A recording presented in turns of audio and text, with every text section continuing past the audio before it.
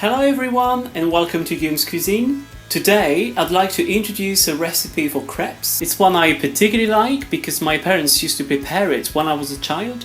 We would have them on a Sunday evening, which made the prospect of going back to school the following day a bit more distant. You don't need many ingredients for the batter. Flour, milk. Here I'm using whole milk, but it also works with low-fat milk for a lighter version of this recipe.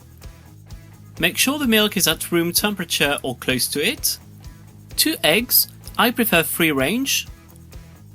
Butter, but you can use vegetable oil instead. I'm going to flavour the batter with rum. Alternatively, you can replace it with a few tablespoons of beer. And finally, a pinch of salt. Start off by making a well in the flour in the center of the bowl. Make sure the bowl is large enough to accommodate all the ingredients.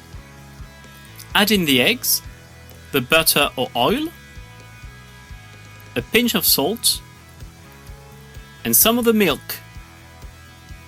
If you've used butter instead of oil, the milk needs to be at room temperature or at least close to it, because otherwise it will cause the liquid butter to solidify and you'll find it harder to blend it in the preparation.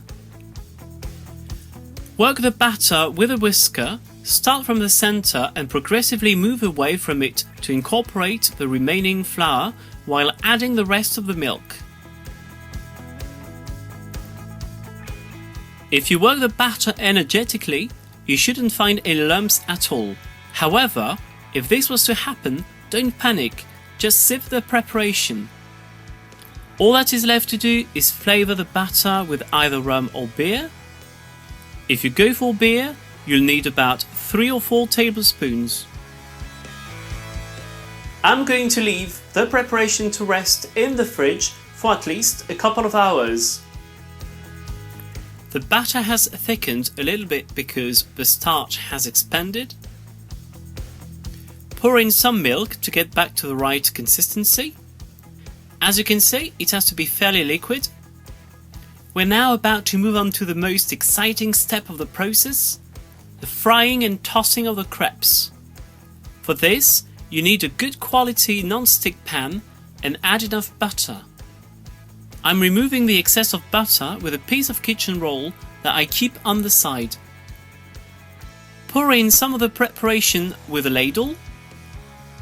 There should be enough of it to just cover the inside of the frying pan because you want your crepes to be thin. The crepe is ready to be flipped when the butter is dry.